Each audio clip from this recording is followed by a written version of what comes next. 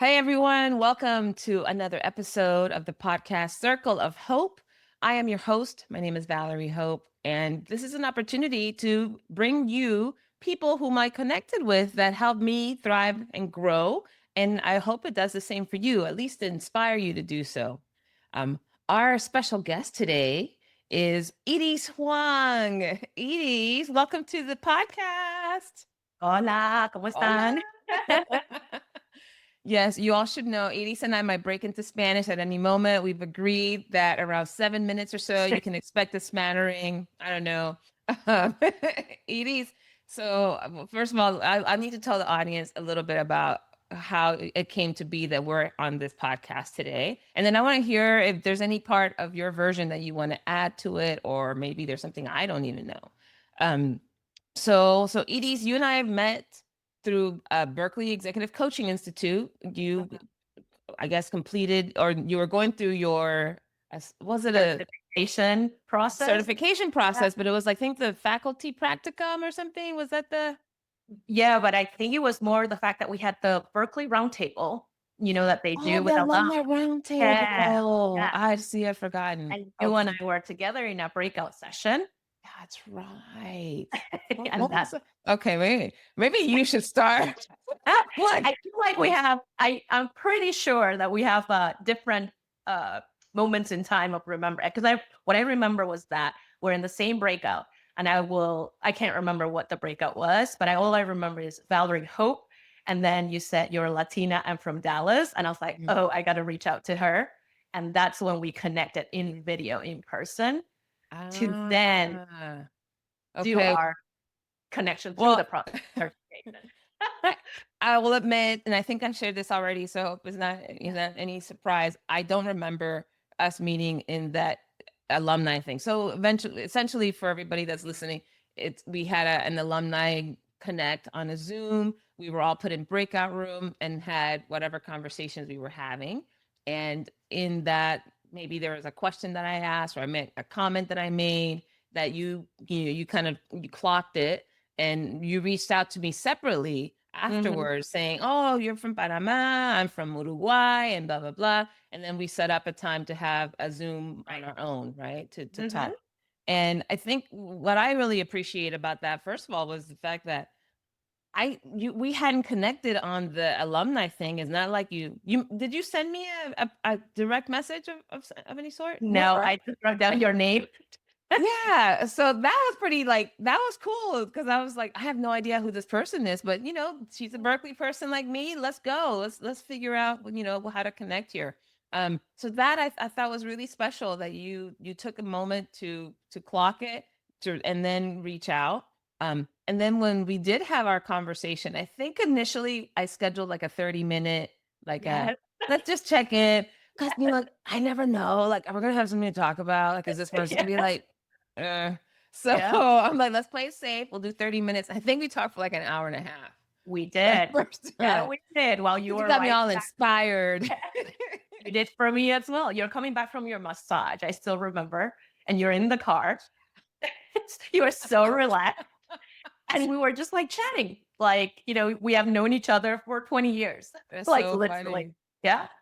Yeah. So let's back up because I think, especially in the world where so much of our connection is done digitally now, like this virtual spaces, there was something that you did to initiate this, right? And that was at least getting my name or whatever. So you heard something.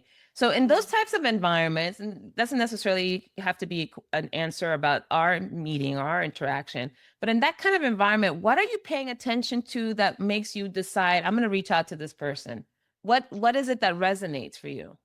Yeah, actually I wanted to kind of go back to how we met and how Sure. because otherwise it sounds like I was stalking you, like I just saw you and grab. It was the question that you asked in the session actually. I was actually impressed because a lot of times, we're in sessions we're all listening, Yeah. but you kind of stood up for your own point of view and you were very direct asking specific questions. And Cool. that for me is something that connects me with somebody, like being able to be their authentic self. So you are Mm, being you in that session as you can see, without realizing, because you don't yeah. remember what I remember, right? Which is again the point of connection that kicks in for each one of us might be different. But for me, when I think about like how to connect with people, I think there's always something in common, right? So you mentioned earlier, like Berkeley brought us together. That was the first Mhm. point, and everything else becomes a little bit of how we developed our conversation. So Mhm. similar to you, I was like, you never know who you are going to meet, right? So you play safe on that short minute. At 30 minutes. But I literally felt like, we were just talking. I mean, we went around, I think, all sorts of topics. The last thing we talked about was probably coaching. I mean, it was Yeah. like, where were you born? Your family, right? We got to know each other as humans. Mhm. Um, and to me, that was really like the way that I enjoy getting to know someone, right? It's like Mm. genuine, who are you? Because Yeah. we all have a story. Start with the person first. Yeah. I think if I'm honest, if I'm honest, I'm not going to be honest all the time. If I choose to be honest in this moment, I will say, I think what really energized me about our conversation when, we had the one-on-one is that you have just a zest and a joy and an enthusiasm Mhm. and it wasn't just curiosity because we can have conversations where we're asking questions about what did you do here, how did you do that, and that sort of thing. But your excitement, there's something about your energy, in other words, that really was compelling. Like I want to talk to this person. I felt energized, in spite of the fact that I just come from this very relaxed on the side and I was just in my chill mode. Mhm. I was sitting in a parking lot. Like I it still wasn't remember it that. wasn't like a super comfortable spot necessarily, but I was like, "Oh my gosh," holding my phone and like, "Yeah, tell me Mhm. more. Really? I don't know why." And then we're going between Spanish and English, sé que as a matter of fact, ya son 7 minutos, so we can switch Ah, to español hablemos ahora. en español. Perfecto.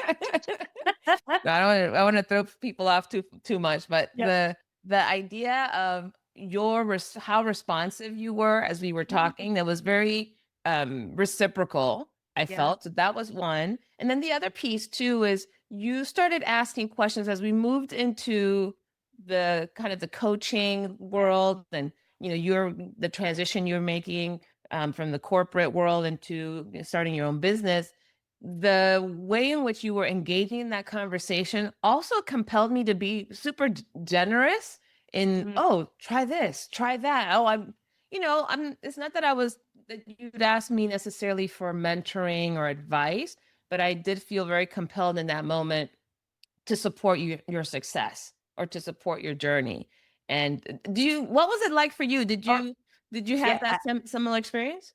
100%. I felt it was almost like this energy that connected us in different spaces. Yeah. And I think as I was kind of sharing where I was stuck, to be honest. So you picked me up in a moment of time that as I'm doing the corporate transition to executive coaching, I felt moments of, okay, I have this like paralysis of overthinking moment. And Oh. what happened was that little spark of you opening questions and thoughts and inspirations that I Mm. don't know if you remember, but right after we finished talking, I immediately bought my domain for my coaching, Yes. which then we were both like celebrating. Yeah. So it was like that moment that there was not a specific like, oh, this is what I'm going to get out.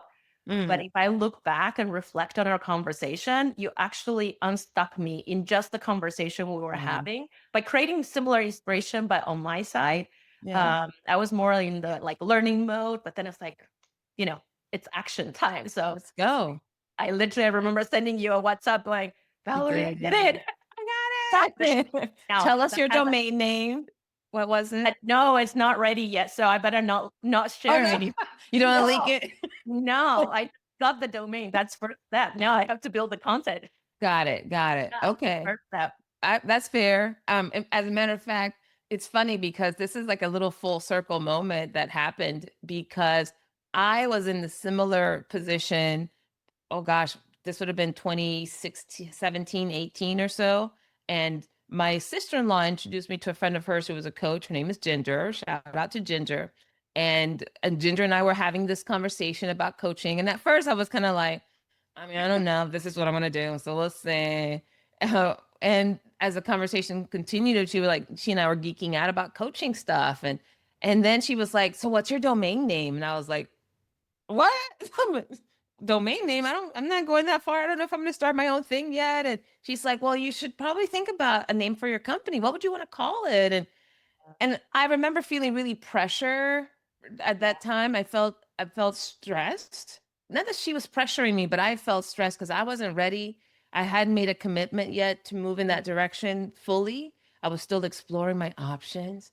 And she went as far as, and I'm just saying this because I hope I didn't come across this way to you, but I remember she went as far as to say, well, what would you like to call it? And I remember kind of dabbling in a couple of names. I thought like Yeah. Bring Joy to Life or Joy something. I knew Joy was going to be a part of it. And so she gets her phone out. She goes to like GoDaddy.com and she plugs in the names I gave her and she's like, oh, look, it's available.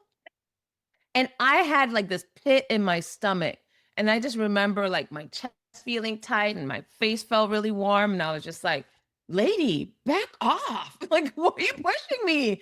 Don't sweat me so much. I'm like, I'm not ready. What is she doing? Of course, I didn't say this to her. I was trying to project very Yeah. calm, just like, oh, yeah, that's fine. That sounds good. And then she, she, I said, well, like, how much is it? Like, what is that kind of investment? And she's like, $22 per year. Something crazy. And I was like, Mid. what? That's all? Hmm. And that unstuck me. Hmm. Literally, I mean, I had many other little mini moments with other people, but that was that moment where it was just like, boop, over the edge. Okay. And then I have like 10 domain names Wow. for Wow. different things, I was Yeah, yeah, she yeah. was the intro. The So I'm opening curious book. about talk to us a little bit about the emotional part of that conversation for Yeah. you. Getting unstuck. Yeah. It's interesting as if you're reflecting yours, you actually played Ginger for me, but in your own way. I Oh, didn't feel the pressure. It was the opposite. I had already been building that pressure because I'm not mm, a person with like social media presence that I do all the time. Actually, that's kind of part of the growth I have, which is why people will see like my domain is not yet launched yeah. because I'm navigating that for myself.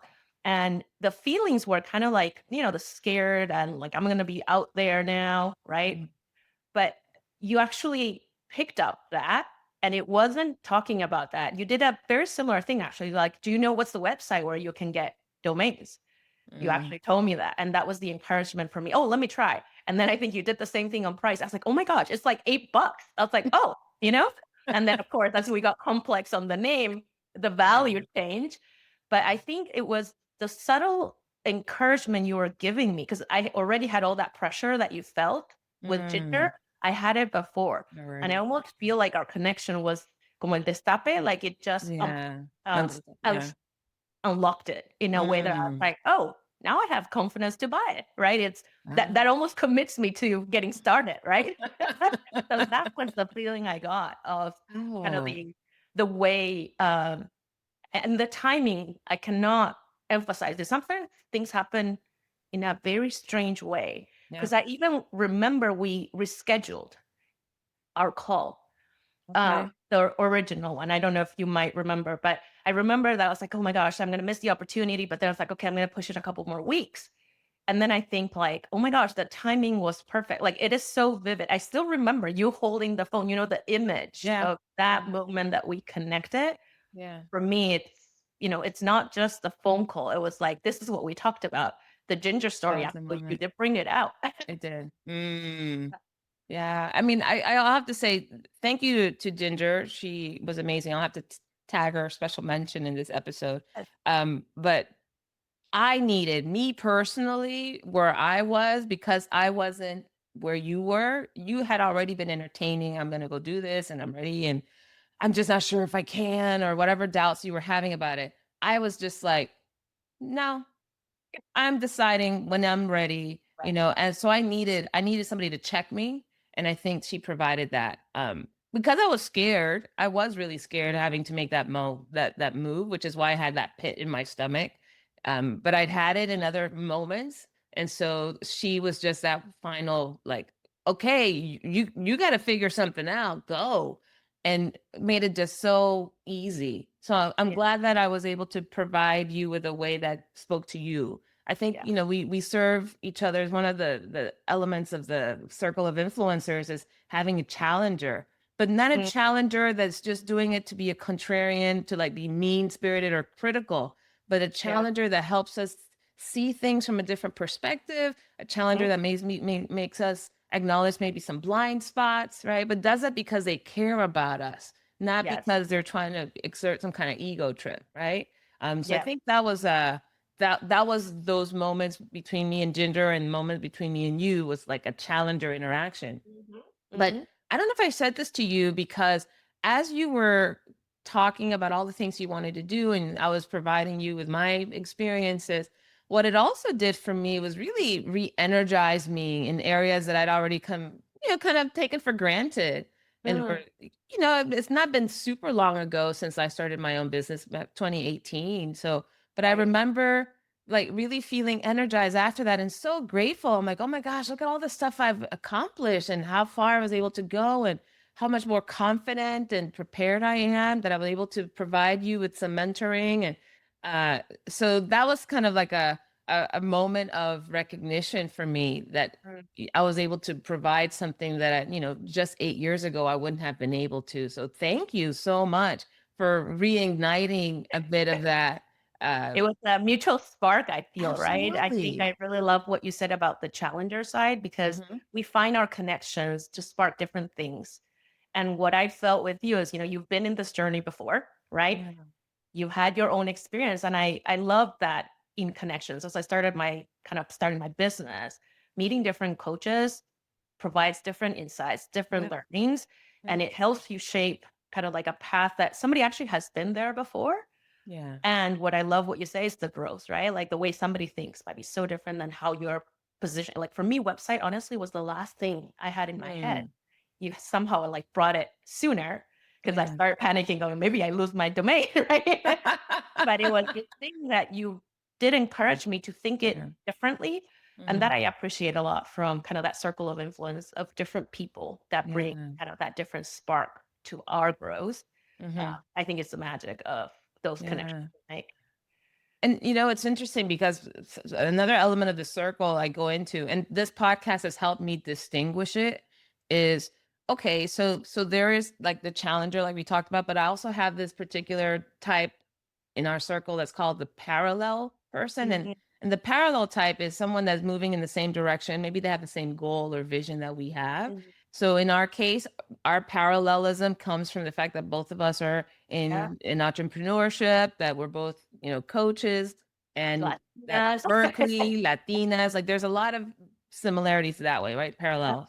In your case, you look to me more of an expert. So perhaps mm, I'm a little further ahead. So you're yeah, able to ask some questions, receive some mentoring from me. yeah. Um, and because you're a little bit coming up behind me, you are what I would call a seeker, right? Mm, And yeah, and I didn't distinguish that until I started having these conversations, that there's actually a subcategory to being a yeah. parallel. It's not just parallel, we're moving along the same time, the same Mhm, pace. It's like, no, sometimes we're a little bit further ahead. We've been there, done that. So we need to help people, bring people along. yeah. And sometimes you're coming from behind, and you're asking questions, and you're seeking insights or encouragement. But that serves the people ahead too. Like I noticed, oh my gosh, that just really Mm, sparked so many positive memories and appreciation and acknowledgement for the growth that I've accomplished, that I don't think I would have had if I were just with other people at the same level of experience as me. yeah. But our conversation really was able to tease that out of me. Does this resonate for you? This Oh, idea of sometimes 100%. being in an expert mode, sometimes being in a seeker Mhm. mode?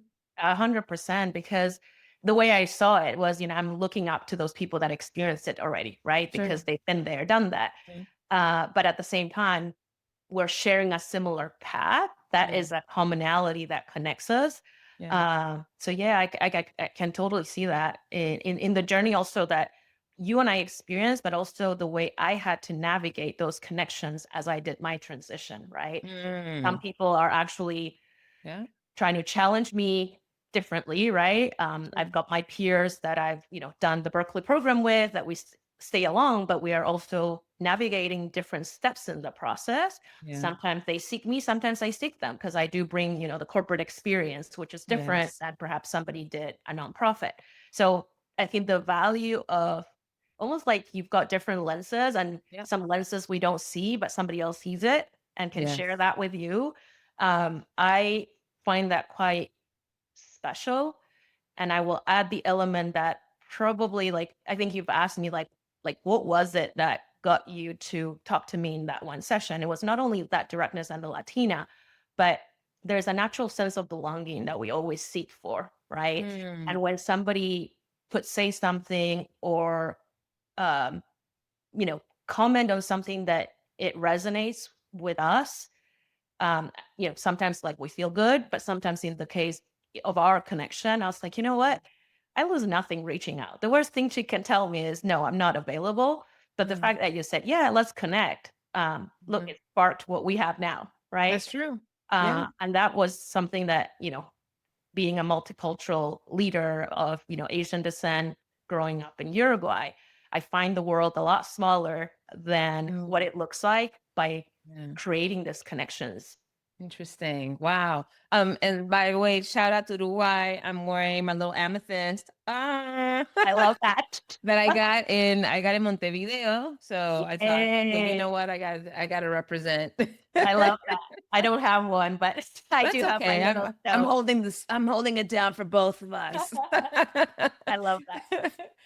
So let's talk a little bit about that too. This idea of finding belonging, right, and connection. And like I'm Afro Latina, so I'm from Panama.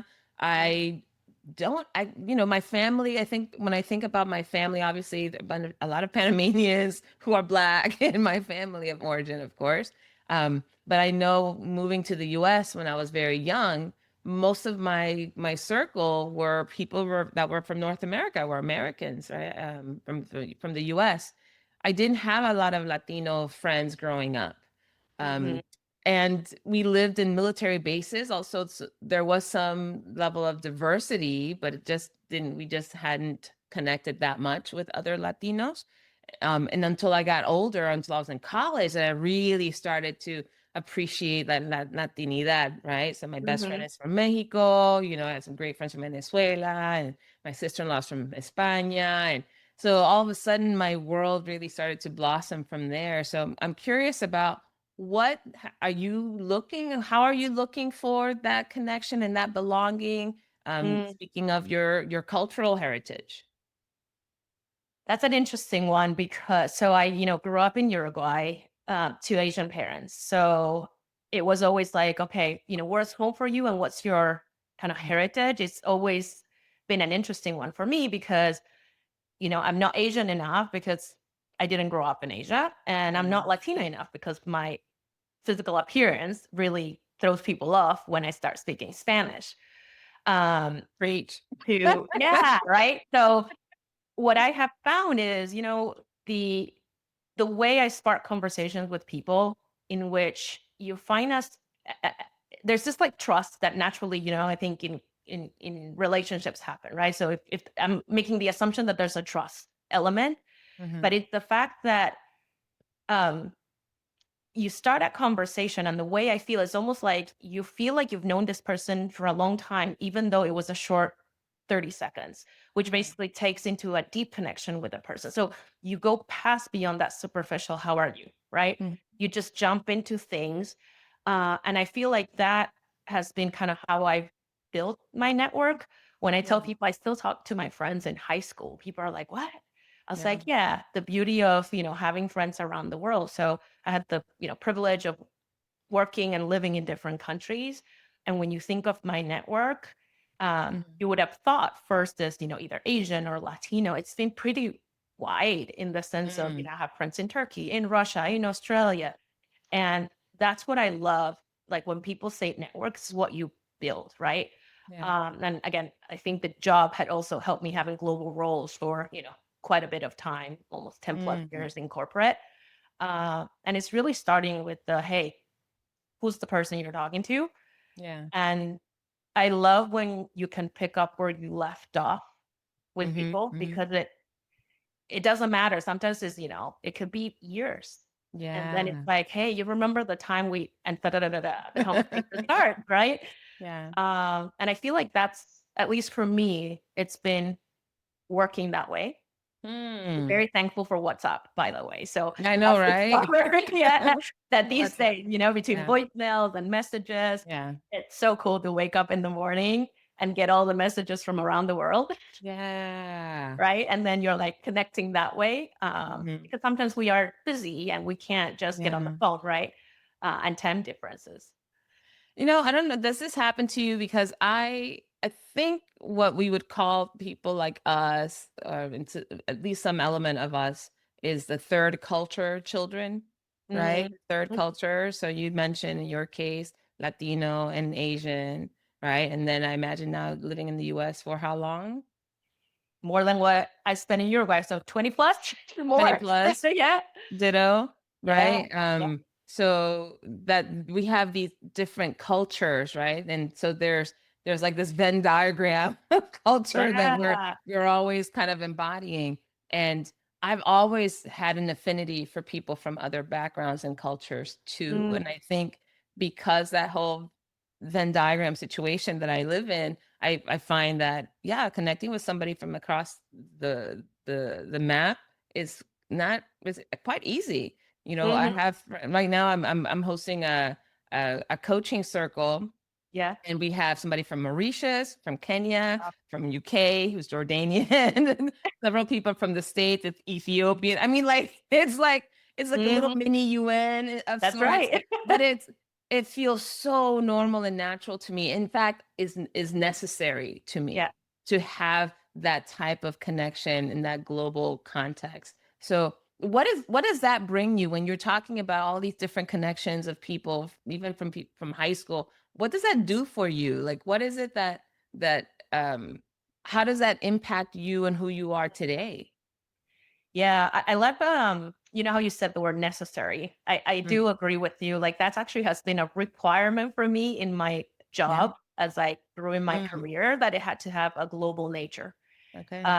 Um, Being able to speak Spanish with my team and my colleagues, and especially, Uruguay is not that big, but our Spanish has a specific accent. My last job talking to Argentinians, it was beautiful. It was Yeah. more like, brothers and sisters talking together. Sure. But when you say, what does it bring? I do feel like that's, again, the sense of belonging, right? Even Mm, with you being able to switch in Spanish, right? Because I have to code switch. That's the reality. Sometimes the yeah. word comes in Mandarin or in Spanish or in English. I'm like, which one, right? And knowing that somebody can understand me Yeah. and can see that, um, I value that a lot, right? Because sometimes, it's about feeling seen that really matters in those connections. Mm, And you do find a lot more commonalities. I think when you think about the world, mm, when I think of what role have I played, right, in those connections, it's amazing. I was looking back a little bit as you were talking. I was like, actually, two people I introduced, they got married, mm, right? So when you do that, I feel like I'm kind of that bridge or collapsing kind of the world into one. yeah. It really sparks kind of new things that are out of reach perhaps to other people because of, I feel fortunate of the background that I had, right? Traveling globally, growing up in Yeah. South America, living in the US. That's a privilege. Mm, And just seeing the magic happen between people that I'm connecting along the way to mm. see how they can help each other. I find a lot of joy in that. Oh, that's so awesome. I'm the same. Ditto. Ditto. It's yeah, But it's we a connected as well, that's right? Like, why. Yeah. yeah, we're You're just checking discovering off the I have things. my characteristics of friends that you get more than 30 minutes if you fulfill these qualities. Oh man, this is really fascinating. I think I want to go back to something you mentioned about code switching. This is a Mhm. conversation that I've been interested in having because granted, when we're in different circles with different types of people, there's parts of us that come alive and there's parts of us That's that we leave behind, right? Sometimes they're intentional, sometimes not intentional. So talk to us a little bit about what's your experience with that. What parts of you and how do you go about switching so that you're able to connect? Um, maybe let me share. So I spent actually 5 years in Moscow, in Russia.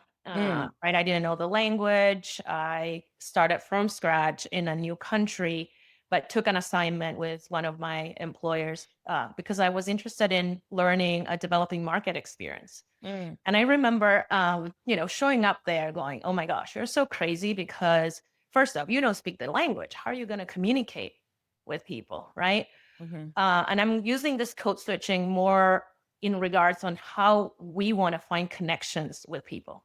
Yes. So, despite the fact that I didn't speak the language, I found ways to connect with people either by, you slow down your English with very Mhm, basic 3, 4 words, right? mhm. You remove slang because Yeah, yeah, that's very local. yeah. Or, I mean, I got to points of drawing, right? In restaurants, Mm, having to make sounds or trying to figure out how to communicate. Um, I think at the end of the day is how do you meet someone where they are, yeah. right? And I do find that to be, if people have never visited Uruguay, how do I ensure I bring them along in understanding that part of me? Don't get Yeah. me wrong, it's a lot of work, right? Because you wish that people understood maybe how my country is or how I Mhm. grew up. But the reality is also on me to try to share that experience with others, which is part of, even now talking about it with you is not something I normally do. Right. Mm, And then, the Taiwan part, the other story I remember a lot is my grandmother coming from an Asian conservative family. I was in university and I had done my little earlobe, ring over here as usual. mhm. And I As show up usual. as That's usual. usual. Meaning, you start defining your identity and you start Yeah, doing your own things, right? I gotcha. And Okay. I remember arriving to Taiwan and my mom looked at me and says, "Are you trying to give your grandma a heart attack?" I was like, Mhm, "What do you mean?" Just like that thing. I was like, "Oh gosh." So my heart was like, okay, I want to stay true to me. I would have mhm, left it. Or mhm, do I want to entail a conversation with my grandmother about like, why do you have your ring? So I literally just took it out because mhm. guess what? Sometimes code switching allows the ease in certain Yeah. aspects. In others, I think I could be a little bit more courageous and push boundaries, which is for Yeah. good conversation as well. But I think Mm, it's choices we make on when to code switch and when it's appropriate. I don't yeah. know what's your experience around code switching. Oh, I have some. I did want to mention, I wonder if also in the code, right? And I'm making some assumptions based on my experience with my Asian friends too, that how we relate to elders in Asian Oh yeah, culture is also very different. yeah, So how who's prioritized in the level of yeah. staying true to That's right. me or staying true to the the The the role respect of of the elders, elder. the Yeah, respect of elders. that's So right. just I wanted to see if that was something that was also Yeah, influencing your choice. So it's a cool. cultural norms. Yeah. Yeah. Yes. Yeah, I would say that. Um, I think, so I've done strength finders before. If you're familiar with strength finders, it gives you your top Mhm. 5 talents. And one of my top 5 is woo, which is winning others over. Mhm. And it's not something that is always conscious for me, I noticed, but when I've traveled, especially, I notice how my accent changes. En español también. And you may have noticed when I speak to you, you're from Yeah. Uruguay, I may have a Yeah. little something that's a little Uruguayan. I've only been to Uruguay once, maybe twice. Yeah. But it was so funny because I'll tell you one story that kind of tickled me. I was in Mexico City and went to the airport. I was getting some water or something from one of these little, newspaper stands or whatever. And en español, Yeah. pidiendo agua agua por favor y no sé, y le pregunté algo y le dije no sé qué. ¿Eres de México? Y yo, no, Yeah. like, ¿cómo crees? I'm like, of course not. Am I Yeah. the most Mexican I could muster? Yeah. And I just remember that moment. I'm just like, I don't look like the 90% of the people that I've ever met in Mexico, and I've been to a lot of places in the country. Although they do have people who are dark skinned in certain parts, Mhm. I've not interacted with them, and so it was Yeah. just like, oh my gosh, my accent must be so hot, like it's so good that he couldn't distinguish. So that Yeah. happened, but I realized for me to make a quick connection with somebody, Yeah. to not maybe there's a little bit of I'm kind of proving to people how connected and how kind of worldly I am in some ways. Maybe there's a little bit of that there too, that I'm just like, hey, I know and I understand. And my best friend, for example, is from Mexico. So she and I've been Yeah. best friends for 40 years. And my mom could always tell if I've been hanging out with her. Like, "Ah, Valerie, estás hablando español como Lili." Right. Just Right. like, you know, but then I remember on the opposite, and I remember going to Mendoza in Yeah. Argentina, and I was riding in the taxi. I was going from the airport to the hotel and asking questions about Mendoza y la política, que no sé qué. ¿Vos de dónde sos? I was His like, accent just came out on its own. I was like, yo soy panameña. No sos Argentina. And I was like, no, sorry. So, but my ex-husband is Argentinian. And so I also learned from him some of the intonation and the word Yeah. vocabulary. And all that to say is that I find it so fulfilling and so satisfying. It's not a mockery. It's not like I'm trying Yeah. to put on an accent of any sort, but somehow the way I connect with people is by also speaking in the similar way. Yeah. Um, not and I want to say, and my friends, and come at me if I'm off, if I'm wrong, but I hope that I never come off as disrespectful or too familiar or in any way mocking. But I love the opportunity to connect, like you were saying, meet people where they are, Yeah. and communication for me is that path, is the Yeah. connection in the ways, the words and vocabulary that I choose, the tone of voice that I use, how I speak to my brothers versus how I speak to my friends and parents, how I speak to, right? All of that is different, and it's almost like learning new languages. And did you ever learn Russian? Were you able to speak it? I did enough to be dangerous, but yeah. Ooh. Yeah. That's all you want, to be a Yeah. danger in Russia. Yeah. Perfect. I can take you out for a beer.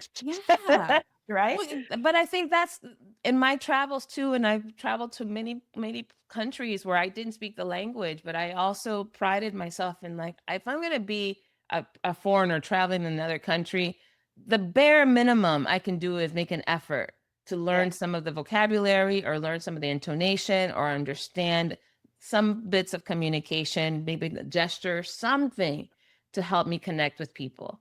And Yeah. and once I did that, I felt like people, it was faster, it Like, was yeah. more natural, more organic, it was more authentic, and I had access. That's the other thing, Edie.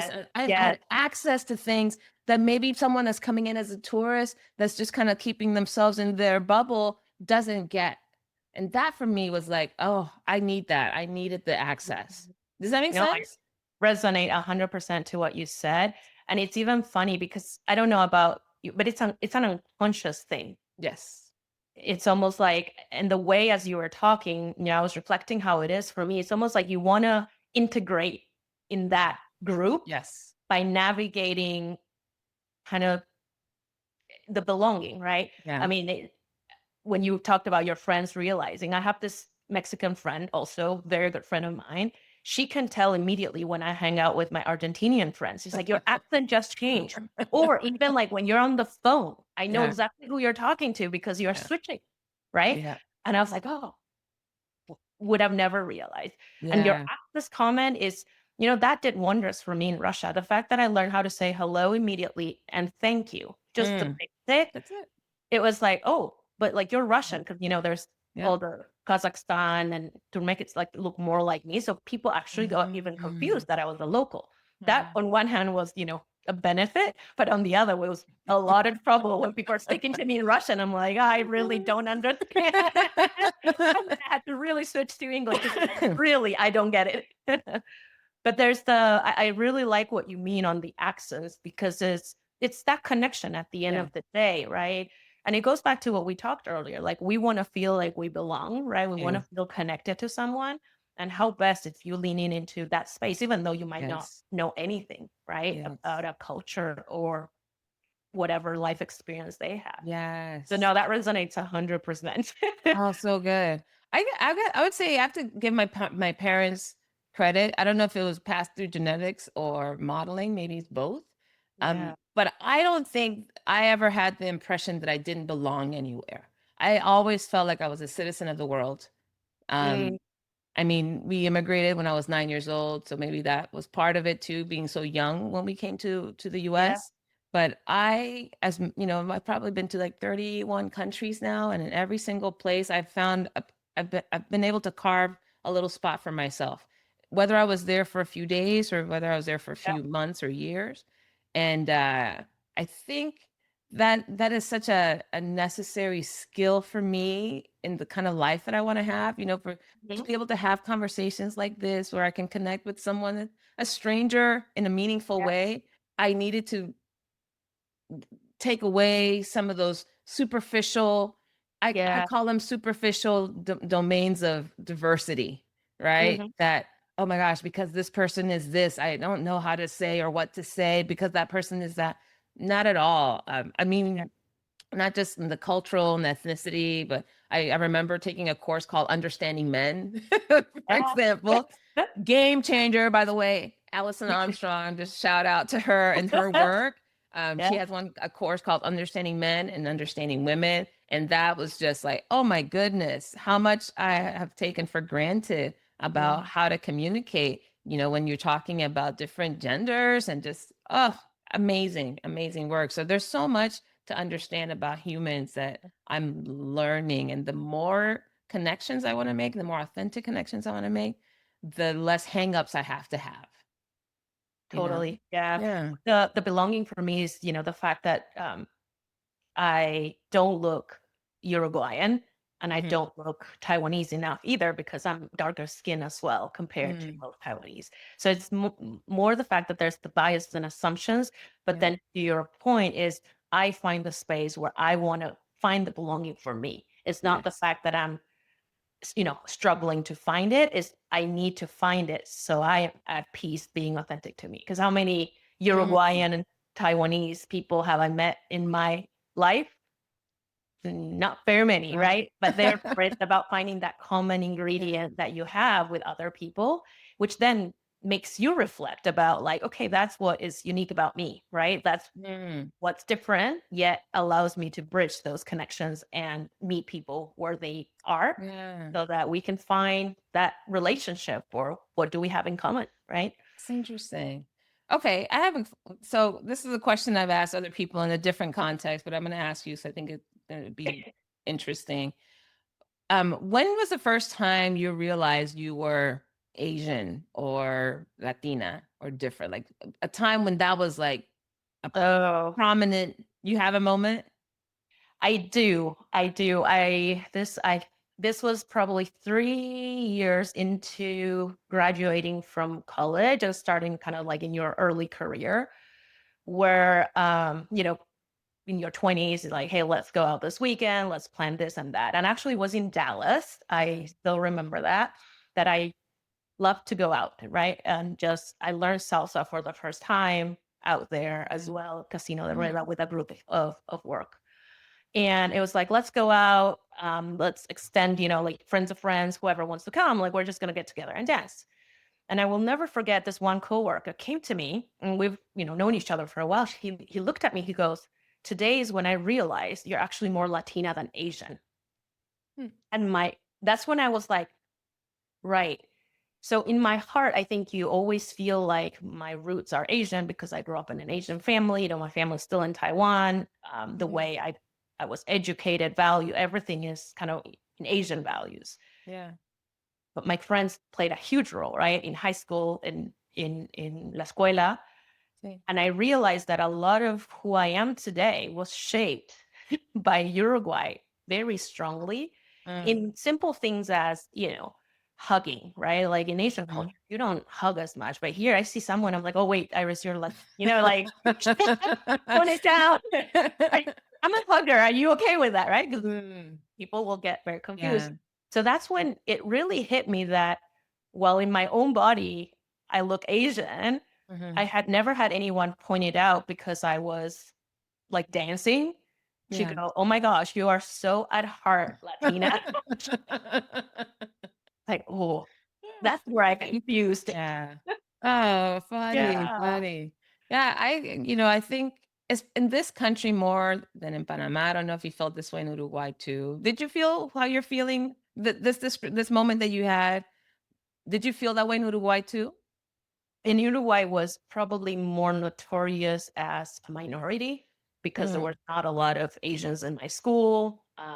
Also, I mean, my friends always were part of my kind of playing and studying, but never felt that way. But in the streets, you would feel a difference. People would stare, people would look, people would do you know, that's how I mm, grew up, which, you remember those moments as a young yeah. child. Ignorance, yeah. Coming to the US was probably the first time I was like, oh my gosh, there's a lot of people that look like me. Yeah. And you actually feel sort of integrated in just I call it the external Mhm. bias, if you would. And then you connect at a deeper level in these connections that you build. Yeah. Um, Huh. Okay, I gotcha. Have you been to Panama before? no, You haven't? unfortunately, no, but We I we had several Panamanian friends. Okay, we do have a population of of Chi- of people of Chinese descent in Hmm. Panama, generations, Yeah. like from gosh, from the 1800s onward. And so I remember in my childhood, we had all shades in my block, right, where we lived Mhm. growing up. I mean, up to age 9. So I always knew that people look different, some darker, some lighter, some almond shaped eyes, some rounder, some brown, some blue, like a little bit of everything. Yeah. And then coming to the US where there's more distinct either pockets of people that look the same, or there's, this overwhelming majority. I remember, I didn't notice it so much when I was a kid, but we lived in Hawaii for several years. We lived Mm. there for 4 years, from fifth grade through eighth grade. I lived in Hawaii. And although we were going to schools in the military base, it was predominantly of Asian descent, Yeah. Asian culture, Yeah. Filipino, Japanese, etc. So my first crush was this guy from Japan, or a Japanese guy, Japanese American. So I was just like, that's what you do when you're in Hawaii, right? That's how it works. Hmm. But when we moved from Hawaii to Alabama, Hmm. Alabama, I was 14. I remember that was the first time that I realized I was Black, actually, Hmm. which is, I know, an odd thing for people to say, but I just never considered my skin tone to have that much bearing on my life experience up to that point. Not in a significant way, but I Yeah. remember in high school, because we went to a local high school, we were no longer in a military bubble where people Mm. who had traveled and been in other places, or had parents who were mixed race, all that. We were now in a local environment Yeah. where most of those kids had never left that community, and their parent and grandparents had also been raised there, and Right. been raised there under segregation laws in many Mm. cases, right? So all those things were like at play.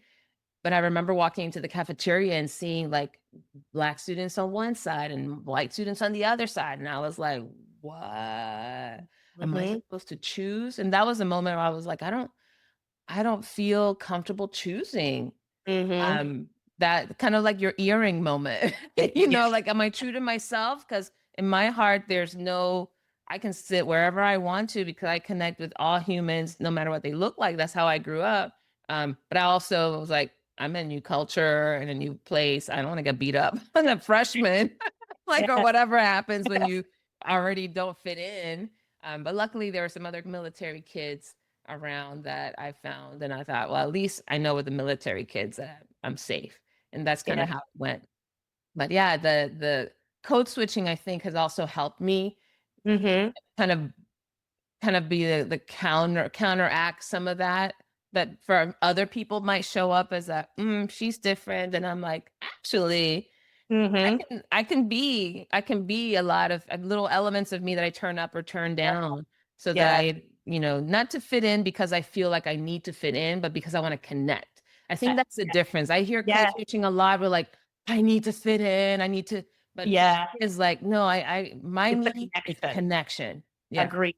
That's why when we talked on the belong, it's not like I want to belong as Yes. part of, but I Yes. want to be able to connect so that you feel Yeah. that connection with me, that Yes. I see you, I understand you, and you're vice versa, right? We share experiences. Absolutely. We have ways that we have commonalities. Yeah. So when you're in Taiwan, what's that experience like? Oh boy. I giggle because, people think I'm from Hawaii, from Thailand.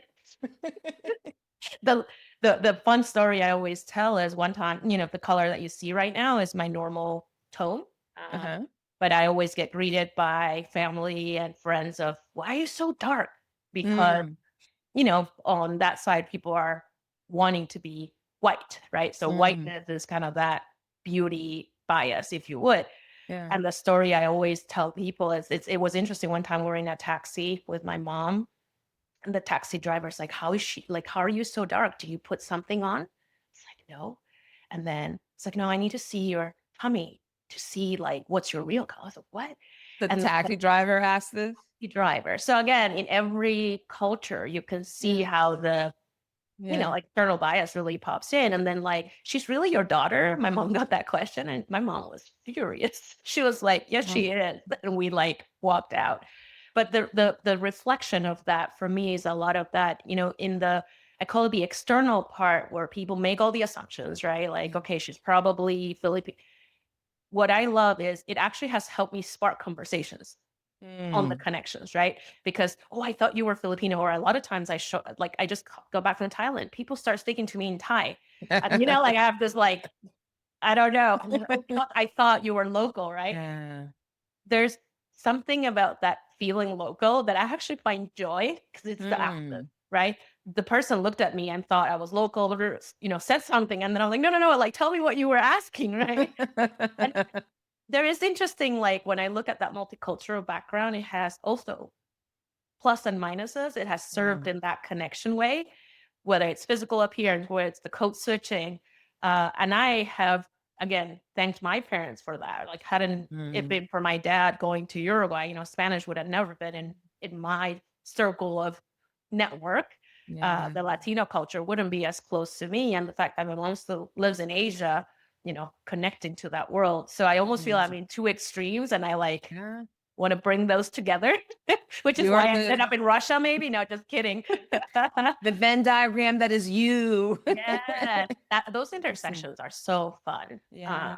So fun because embracing the little pieces of every connection and culture, Mhm. it again shapes me who I am today, and Yeah.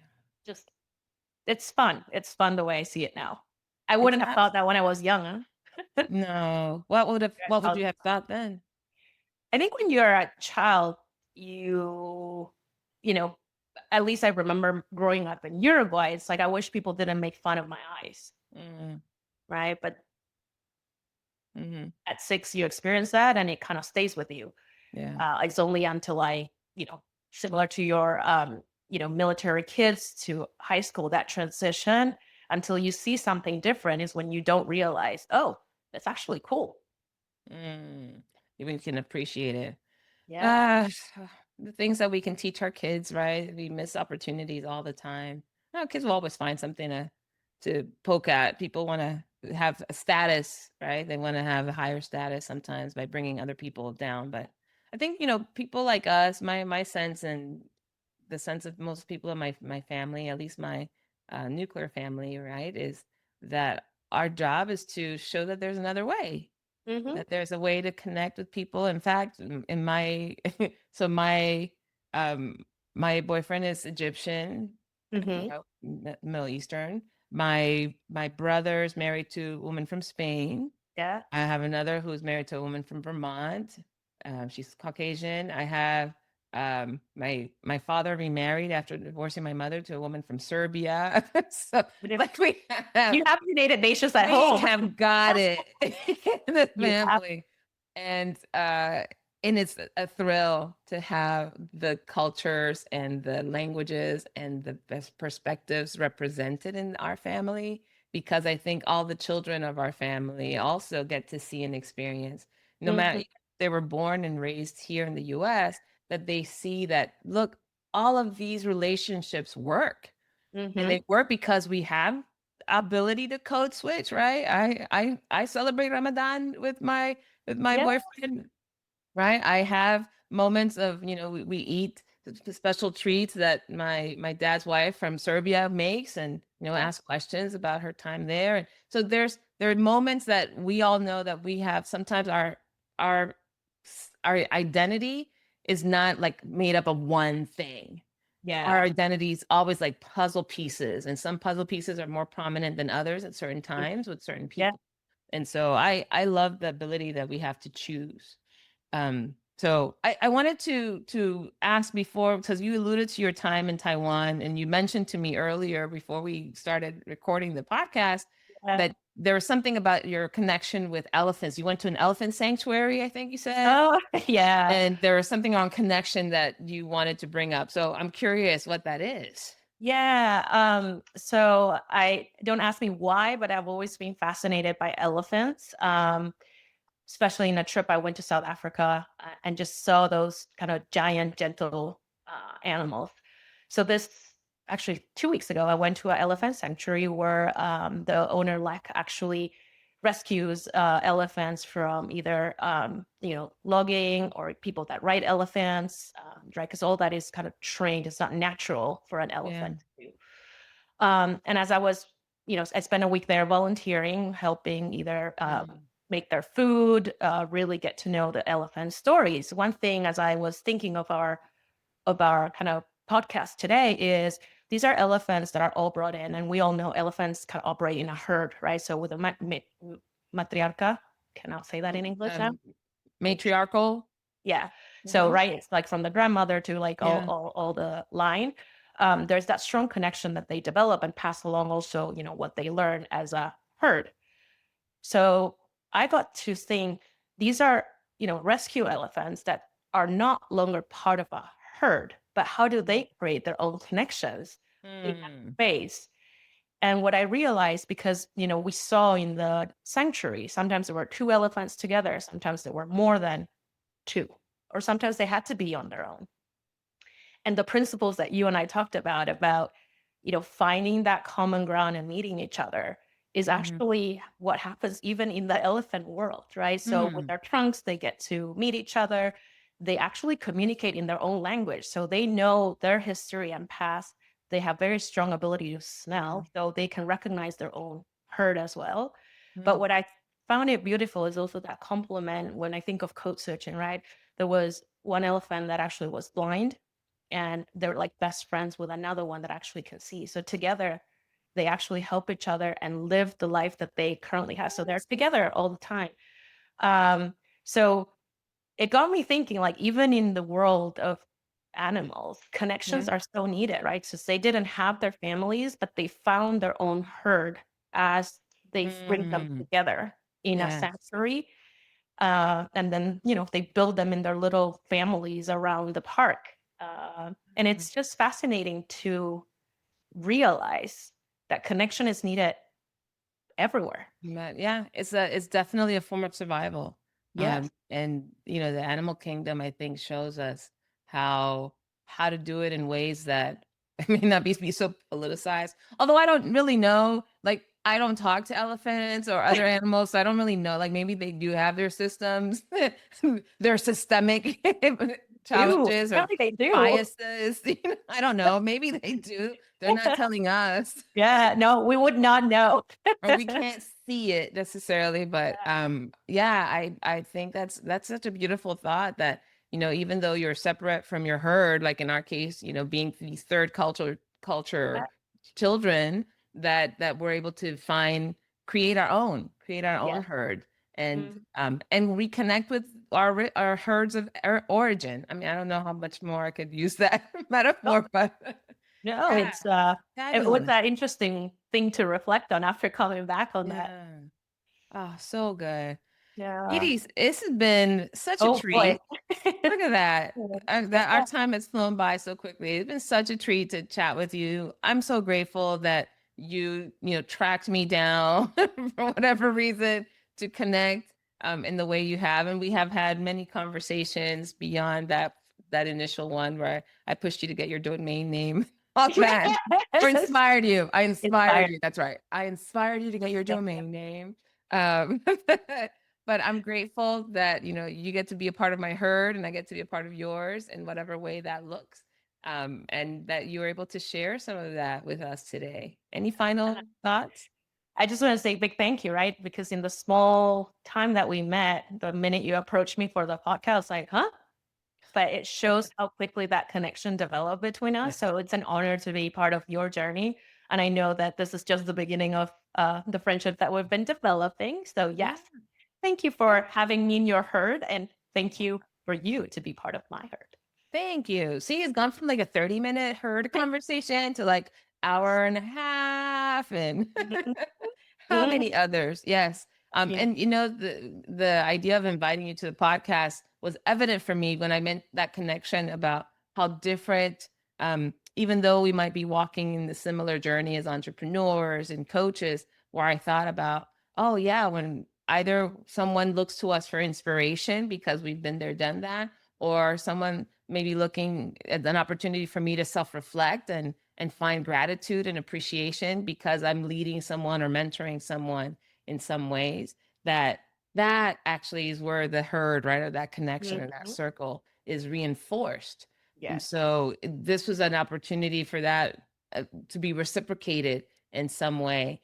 And coming from the ginger moment to yours, also, those are all connections that I was making. And I thought, I'd like to have a conversation where I'm able to bring all of those different thoughts and concepts together. And this is the manifestation of that. Like, this is embodiment of having, people walking along the path and seeing how we can support and guide each other at the same time. Just like that blind and the deaf elephant. It is. Connecting to help each other. I love There that. you go. Awesome. Well, thank you so much. And we'll be putting once you've solidified your domain name and all that stuff, if it's done by the time, we're ready, we'll be happy to put it in the show notes so people can connect and follow you. Right. So if nothing else, they'll have your socials. So that way we can keep up. You can DM is all good for me too. Perfect. We'll have your grand reveal somewhat. Awesome. Thank you, Iris. Thank you. Yes, thank you everybody for tuning in to this episode of the Circle of Hope podcast. Have a wonderful rest of the day. Thanks for joining me on this episode of the Circle of Hope. Don't forget to subscribe, follow, and share with someone in your circle. And if you're curious about the upcoming book, visit valeriehope.com for updates and extras. Until then, stay connected.